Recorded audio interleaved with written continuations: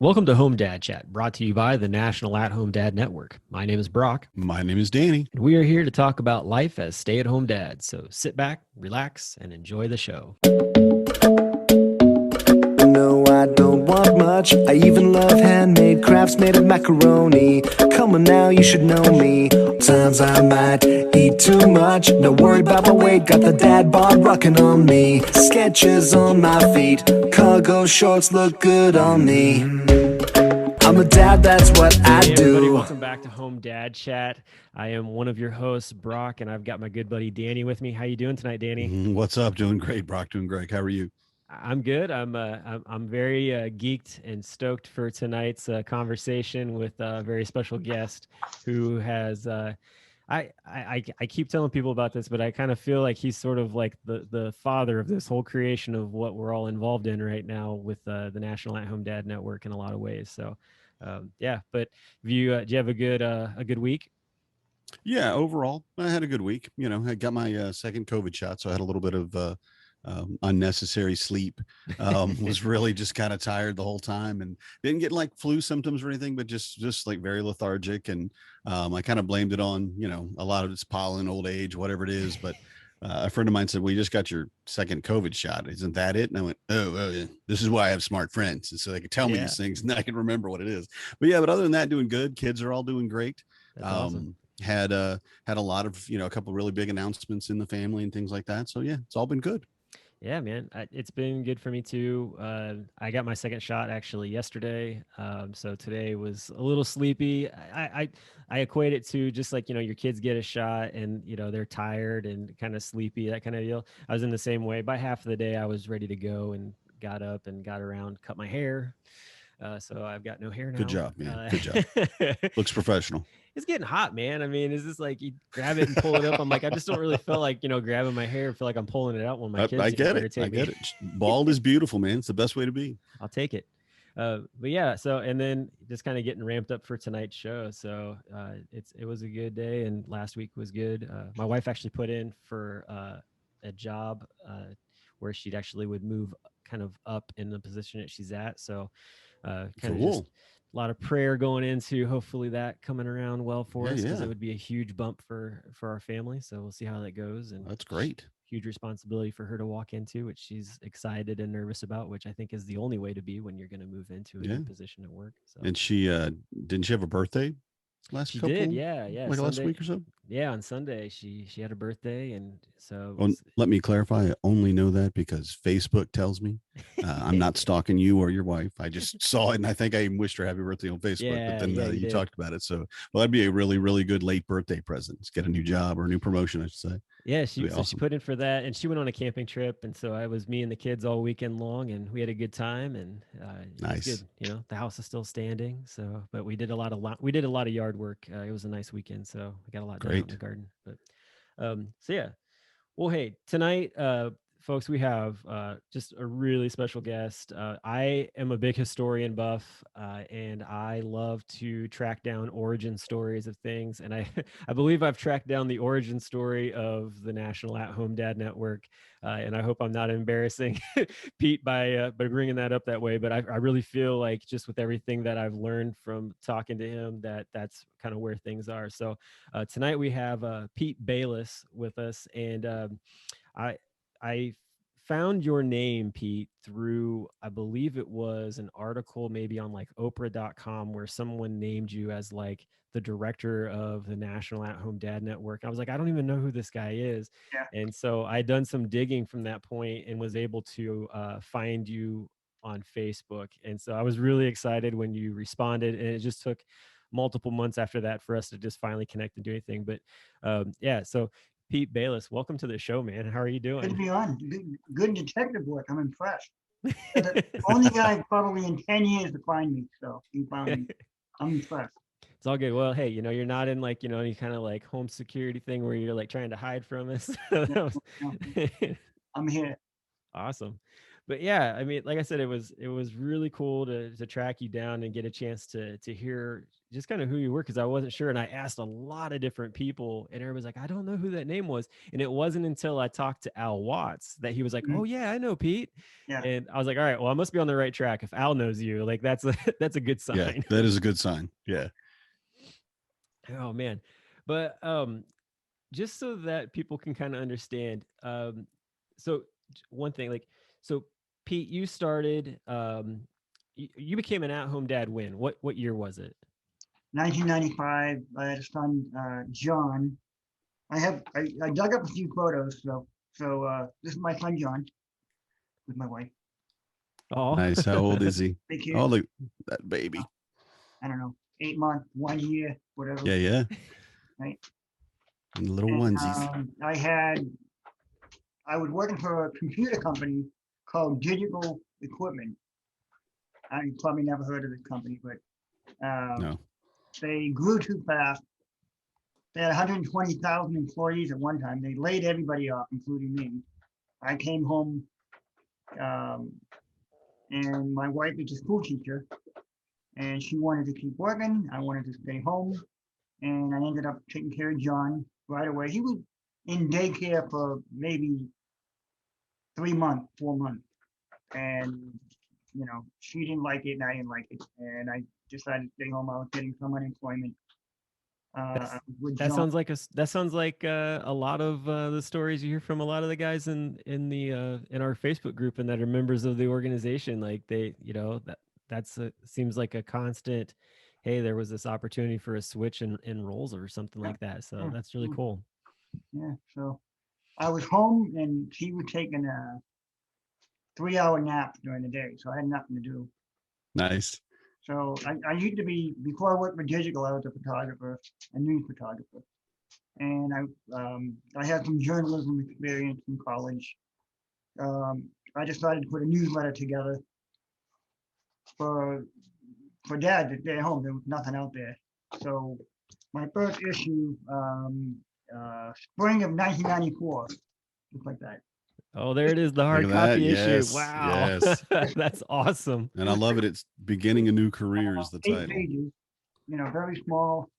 My sister made little illustrations there for you. Did you say it was Love it. 8 pages long? 8 pages, that's it. Wow. And I just sent That's it to a printer, had him print it out, and nice. mailed it out to.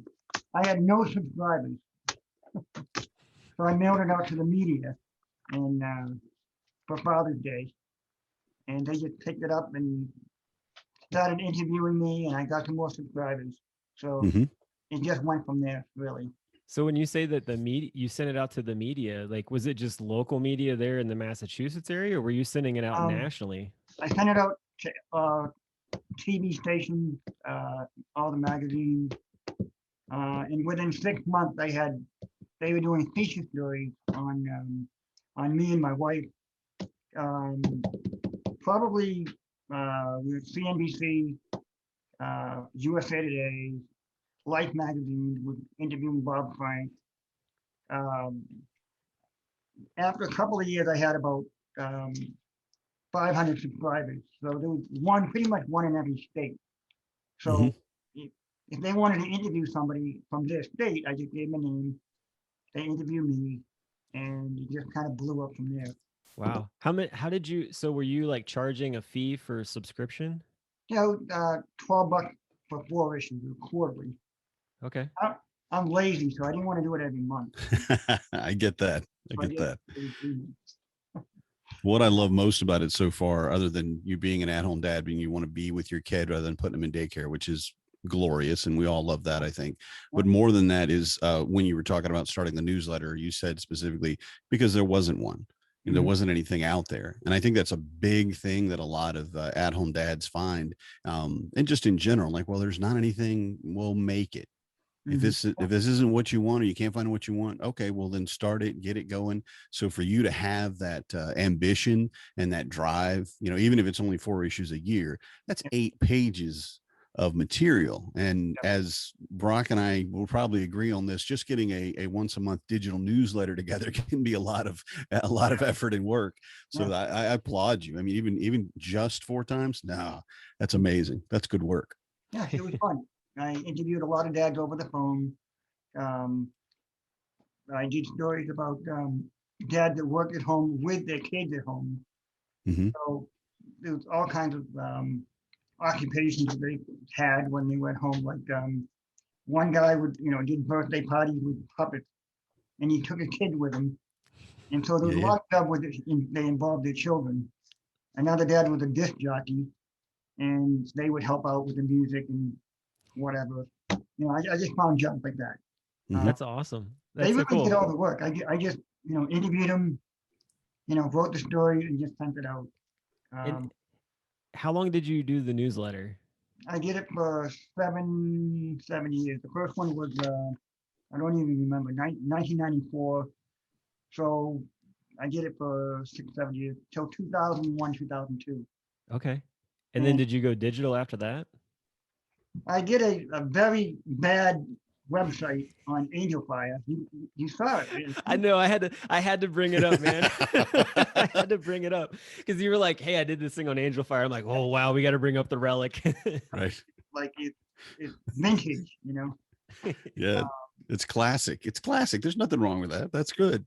And then everybody did a blog on. Then there were hundreds and hundreds of blogs on At-Home Dads. So then I was done after that. Then they took over, After a couple of years, Bob Frank called me, the guy that you haven't talked to yet. Yeah. And he wanted to do a convention of dads. So I had about 600 subscribers by then. And he sent them all $1 to fill out a survey. And Nice. Wow. They did the survey. We got about probably 80 guys at the first convention. Oh, wow. Cool. That's awesome. In Chicago. So we did it in Chicago every year. Mm-hmm. And were the guys, was it just local guys or did guys come from all over the country? they came from all over. Most of them were from Chicago, like maybe half. And then there was a bunch from surrounding states. Okay. We had keynote speakers. We had Brian Bassett, who does the At-Home Dad cartoon called Dad at Home. I don't know if you've heard of it. No, that's not. I don't think But I've heard I'm of going to it. look it up. Yeah, definitely. Here. It looks like that character. I don't know if you've ever. Where is that? Was that in a newspaper or something? Yeah, it's in the news. He's like a syndicated guy. His name is Brian Bassett. Okay. And I contacted him and I said, can I put your cartoon in my newsletter? He said, sure, for free. So I just awesome. pick one out every month and put one in there. So who was the one that planned the convention? Was it you and Frank, or were there more people involved? I had nothing. Robert Frank contacted me, and I just gave him my subscribers, and he just took over from there. Oh wow. He did all the work. He did everything. So he'll be a good guy to talk to. Yeah, it sounds like he's sort of the originator of what is now considered HomeDadCon. Yeah, definitely. That's awesome. Yeah, he took over. His son Kevin helped him do the work with the survey. Okay. And we did a convention every year for 10 years. And then we passed it over to you guys, and you took over. Yeah. Watt took it over. What questions? Yeah, you got, not Danny? us guys. You didn't pass it over Yeah, to you us didn't pass guys. it I've got maybe 7 years, I think, going to the convention. But I know Al, and I know, like a couple other people I've met and talked to. It's really an amazing, I have to say, for us, of course, convention, everything changes, as you grow, as you learn things, as you want more things or whatever. But for me, I have to say the camaraderie of it, being able to get together with other at-home dads, it's a lifesaver. It's a game changer, and it's a lifesaver. I cannot say where I would be right now if I hadn't gone to that first convention. And just all the friends that I made and the people that I met, and just being able to talk to people about my kids without them thinking I'm weird or something, it was amazing. I sincerely, I told you earlier, I'm very honored that you're here on the show and just kind of like Brock said, just geeking out. I'm like, oh, no way, you can't, you really.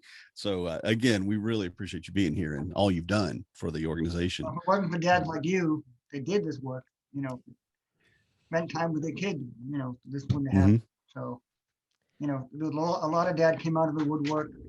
A lot of the publicity helped. I think dad, they were on the fence, maybe say, hey, maybe I could do this. Other dads doing it. And when I started the At-Home Dad Network, I just printed their name and email addresses in the newsletter in the middle of it, like 6-point type, and I had 12, probably, about 300 or 400 dads in there. And then out of that, Playgroup came out of it. And the Chicago Playgroup, the New York City Playgroup, and they just kind of blossomed from there. So they just took off. So oh wow, I just kind of lit the fuse, and you guys did everything else. So have you had any connection or contact with the City Dads group? Do you know what that is? I have not. Nope. I know it started from the newsletter, but I don't know. I have no idea what they're doing now. Yeah, it was City Dads basically was two guys who transitioned out of being teachers to be stay-at-home dads, and they were like, hey, let's get together and hang out. And then they started meeting other guys, and it was just the New York group. And then one of the guys from New York was like, hey, we're moving out west, can we do a City Dads group out there? And now they've got 41 City Dads groups all around the country and one in Canada, so they got one up in Toronto. So yeah, this is what the list looks like called the At-Home Dad Network. Oh wow. Got all these names, all public, awesome. nothing, and then it just went from there. So that's really cool. That's very cool. Absolutely. Yeah. So I do want to ask before I forget about it, how old is John now, your son? 27. 27. 29. My wife is over here. Late 20s, it doesn't matter. I'm the fact checker. Yeah. Okay. That's my wife too. She's totally the fact checker. She keeps me on the straight, as she says. Which make David 26. Yeah, David 26. Okay. That's great. This is them a little bit older. On the piano bench. Oh, here we go. Oh man. Oh yeah, that's great. That's and they're both great. They're both musicians. They live in New York now. They work for a company called Eventide. They do music software now. Oh, cool. They both work together. Yeah, they work in the same company. So oh, that's cool. It worked out. That's really cool. Yeah, we just visited them in New York.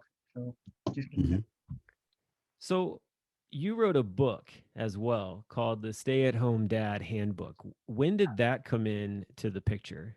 Well, the articles I was writing after about 6 years were starting to duplicate themselves. I was writing about playgroup. I was writing about how to start a playgroup, how to work at home,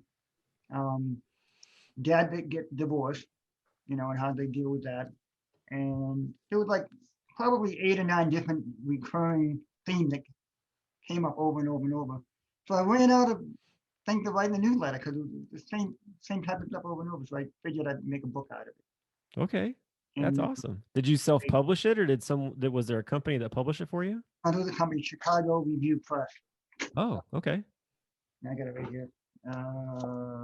Chicago Review Press. The book right here.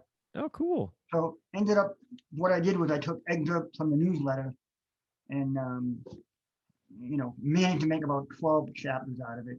Nice. And I got contacted by a couple of agents that saw me on TV and, said, we want to put something together. Who was it? Paul Reiser, I think, had written a book about dad. Okay. Bill Cosby. Sorry. You're fine. Yeah. He did have his moment. Or jail. So, it's all good. But they were my competition. So oh, wow. They're like, really a celebrity. So I don't know if we're going to, but the woman that wanted to publish my book would go to meetings in New York, and she had it in her, pocketbook or whatever. And one guy said, we need a book on At-Home Dad, and it was all ready to go.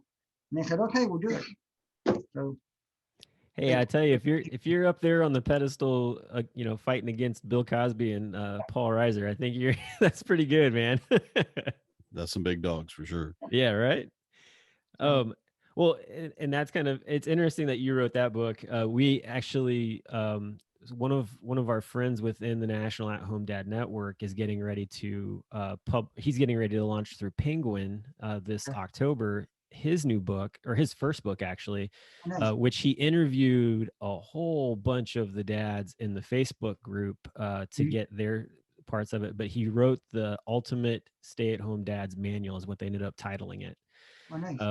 And so me and a bunch of other guys are in there and stuff, and so I'm excited to get to finally see that when it comes out. But I just, when you had said that you wrote that, I was like, oh cool, like there's these like two different, like, it's like from back in the day when you were doing it, and now like almost a more like up-to-date version of it type of deal, which is really, I'm gonna have to get a hold of yours so that I can like compare the two, because I'm curious to see like just what all like translated from all the years that past to now kind of deal. Okay. Awesome.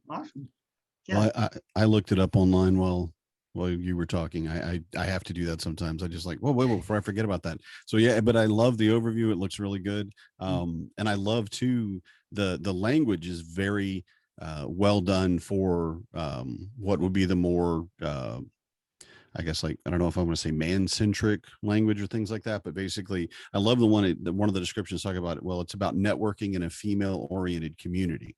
Mhm. And that's just, I mean, and it's still what it is. I mean, everything that it appears that you're going over is still pretty relevant, Yeah. which is because the job hasn't changed much. I mean, we're more digital, we're less in person perhaps, but we still run into those same things. And whether it's you mentioned being overwhelmed by cleaning, and I'm like, yeah, I feel that so hard, or whatever it is, but Yeah. it all looks really good. And I'm actually going to get myself a copy later, just to let you know. So looks great. I'll make $1. They give me $1 for every book I sell. Really? You just get back the dollars that you gave out to get all this, or that I guess Robert Frank gave out all the Yeah, dollars to Robert. get all the surveys. Here's a I think dollar. I think you can buy it on Amazon for like a penny. So Oh jeez. Oh man. Well, and two, so did you also get something published in Women's Day magazine? I know you mentioned something about that a while Oh back. yeah. That was when I sent out all the advertisements, press releases, they were the first ones to print a little blurb in there.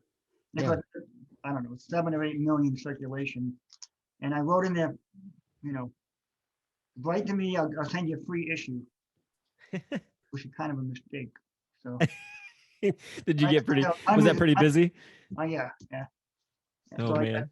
we were getting 40, I don't know, 30, 40, 50 letters a day, just like sending Whoops. free issues, and then I got subscribers out of that. So I didn't Your make a whole lot of money out of it, but it was fun.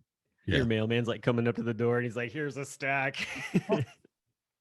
We had one subscriber who had a handicapped kid that I had written an article about. And the only time he was happy when we took him swimming. And he would, his name is Hogan Hilling. I don't know if you know him. Yeah. Oh yeah, Oh definitely. yeah, Hogan is well known. There's actually an award that we give out every year named after him, the Hogan Great. Hilling Award. Yep. Awesome. Nice. So he ended up on, the producers at Oprah saw the article about him and his son. He went on Oprah and she gave him a van.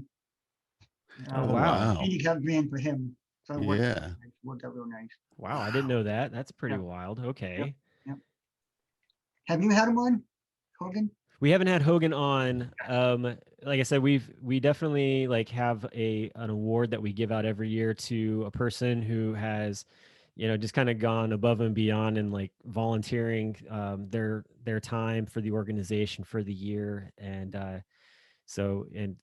yeah, that's been a really neat thing. But yeah, I'm kind of hoping that maybe, like, we're hoping that for the 25th anniversary, which is it's happening here in Cincinnati this year, that a lot of guys that were a part of the original might, just even if they came down for a day just to be like, hey, what's up? Like, we're hoping that a lot of folks would maybe come down and do that sort of thing. So, But yeah, I'm kind of hoping that he would, because I haven't actually met him in person. I hear a lot about him. I think he was at the first convention. I think he was at the first one. So Okay. Yeah. he was the He was first at one. my first convention too, for what it's worth. And Really? I mean, I was overwhelmed. I didn't know anybody. I was like, "Who are you? Okay, that's cool. Am I supposed to know you? I don't know who any of you people are, you know." But he was very nice. Came up and I think he did put one of the presentations or something, or was announcing or something like that. Yep. And that's how I heard his name. But it was obvious when he got down and started walking around. There were so many people that were just like, you know, shaking his hand, saying hi, and he's just very just seemed to be very gregarious and just open to everybody. I wasn't ready to talk to anybody yet at that point, because I was kind of like, I don't know, are you people all crazy? How are you doing this? I don't know how to do this. How are you doing this? You know, but it was really neat to see him, and he's written a book now too, Yeah, him and and I Al wrote a book think together, I believe. yeah, he did. Yep. him and Al. Yeah, there's a So bunch of guys who've gotten articles and books written. And then Brian Dixon, do you know that name? I've had no, He passed away of cancer in 2007, but the organization, just before he passed, had made up a scholarship fund in his name.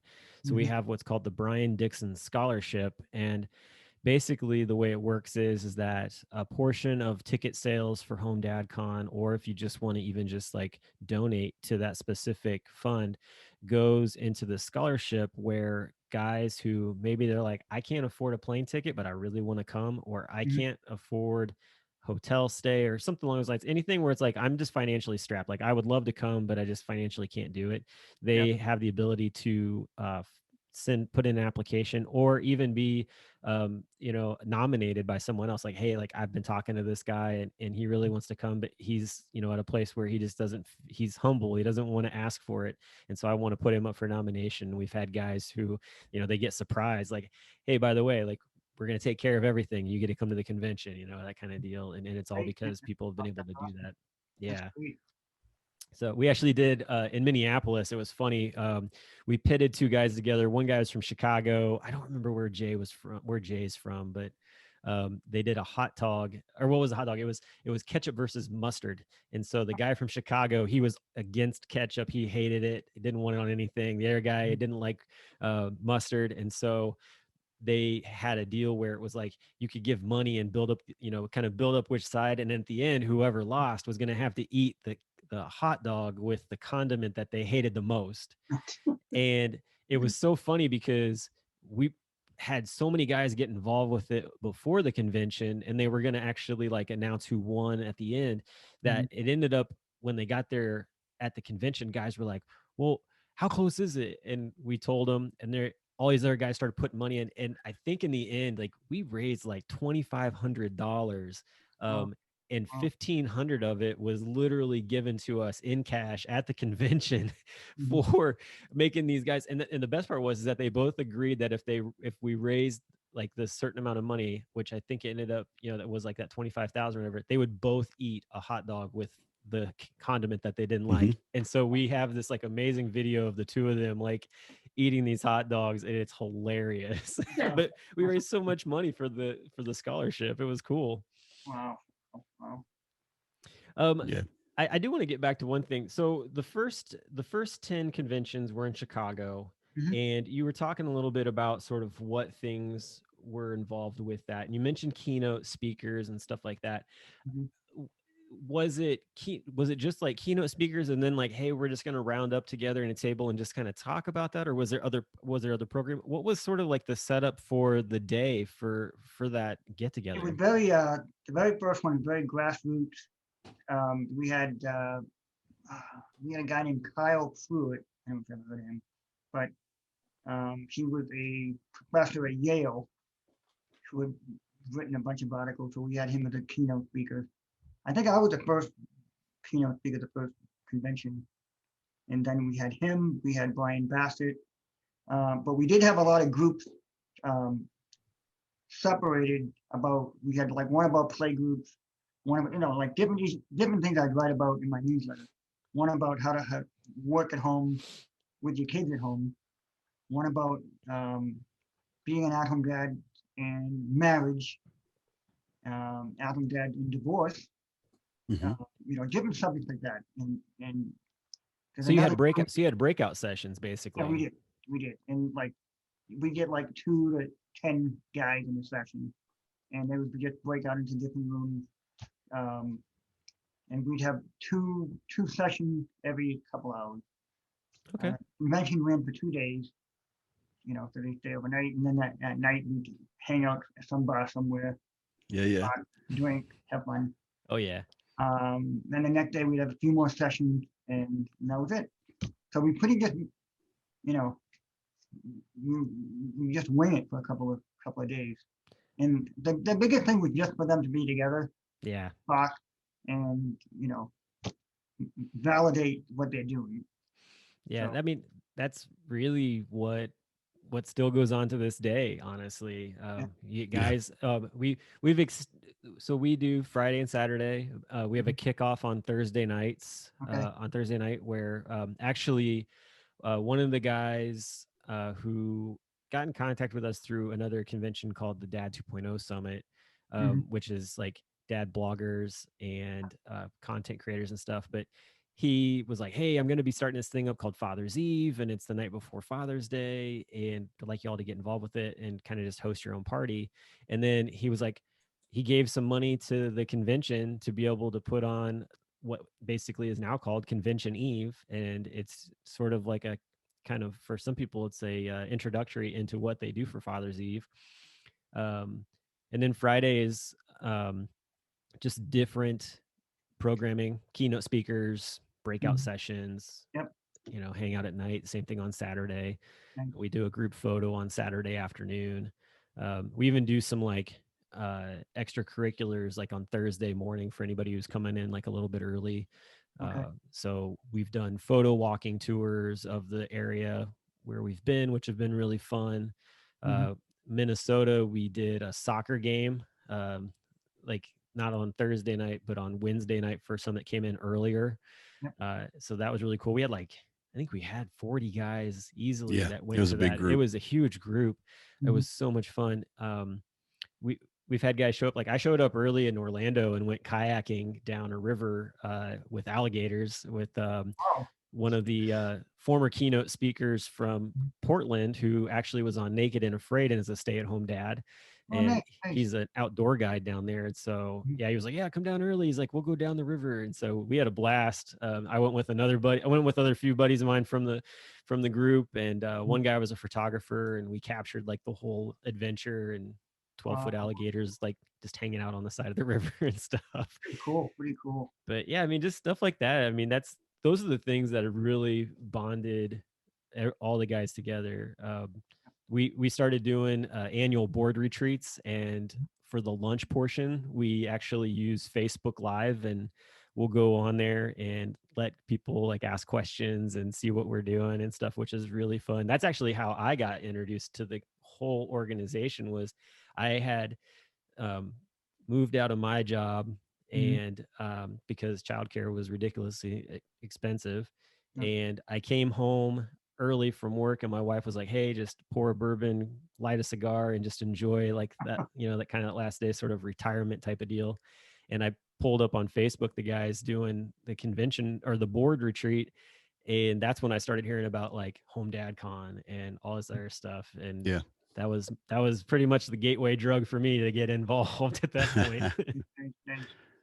I'll Yeah. say for me, Pete, I just have to tell you that the work that you did and the work that all the guys did, really, so many dads that came before us, so to speak, you don't recognize it until you really get in the organization and then you start seeing and meeting dads that have been, I mean, to think that there was an at-home dad, um, 30 years ago or what? No, nobody did that. I mean, when I started, maybe 12, 13 years ago now, I had no idea that there was an at-home dad anywhere in the world. I didn't think that was a thing. It's just something that I never had encountered.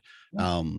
But you mentioned, and Brock mentioned too, the validation that you get from going to the convention, the validation really that we get now these days, we have it a little bit easier because we do have like the Facebook page and our social media accounts and the places where you can go and talk to another dad just like you.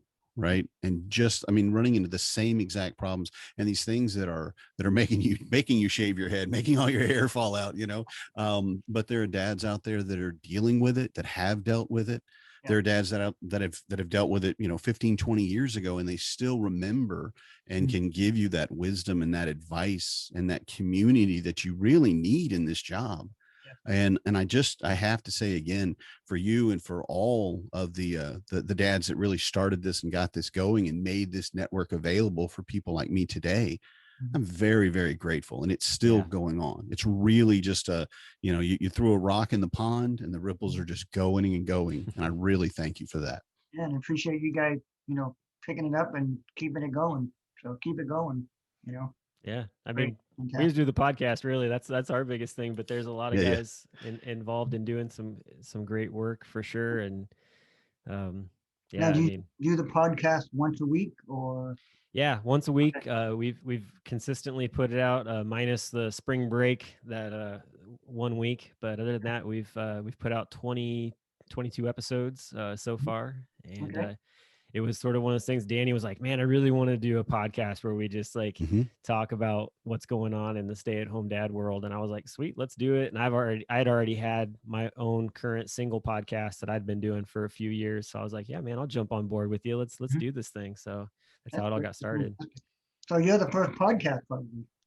We are the first podcast. Well, not actually. So we're the first one that's through the organization itself. There was actually another one that was prior to that had some other guys from out of the organization, but it kind of fizzled away. They all kind of got busy doing their thing. So, but this is the first one that's actually backed by the National At-Home Dad Network. Oh, that's great. That's great. Yeah, keep it going. That's fantastic. Yeah, and then we have a monthly webinar that we also do as well. That started up just last year. When the pandemic hit, we were like, man, how do we connect with everybody now? Because we got to figure something out. And so we had a guy on because all the kids were home. And there were guys who were like, how am I going to do this? Like, I've never been a homeschool dad. Like, what do I got to do? And so we brought a guy in, and he, one of the guys from our group, and he just presented about like what he does with his kids and gave everybody a really nice, kind of clear, I would consider it a clear cut view of, hey, this is what you're going to be getting into. These are ways to kind of move through the day and make it not so chunky and really try to make it as smooth as possible for you guys. And, that was sort of the kicker to it. And Matt Strain, who he's on the board now as well, he's been running with it for over a year now, and it's been excellent. He's had some amazing people on and talked about all kinds of different topics. So we put that stuff on YouTube as well as you can catch it live when they happen. So we're actually coming up it'll be this coming Monday, the 23rd. So it'll probably be it'll be the day we post this. That afternoon, they have a lady coming on to talk about the talk and how dads can feel comfortable having that conversation with their kids. So, so that's going to be birds really and the cool. bees. Yeah. So that's going to be really cool. But yeah, I mean, it's like I said, like it's been a really truly an honor, like Danny said, to have you on the show and just to sort of get an origin story of kind of where things came from to where things are now. And honestly, I mean, I know that I talked to you about this prior, but I mean, I'll just put it out there one more time. Like, I'd love to see you show up to Cincinnati and be there for the celebration of the 25th, and to be able to share a lot of the stories and let guys get a chance to meet you in person, and just have that experience. So, if there's anything that we can do to get you there, let me know. Like, reach out to me on the side and we'll talk about it. We'll see. So, thank you very much for having me on. I appreciate it. I'm glad you guys are picking up the ball and keeping it going. And, great to meet you, Brock and Danny. And, you guys are awesome. Just keep doing it. Keep doing it. So, thank you. Thank you, Pete. Thank you. And thanks for everybody for tuning in and listening to the show today. And we'll catch you all next week with another new fun show. Have a good one. See you later, Danny. Bye, Brock. I'm a dad, that's what I do.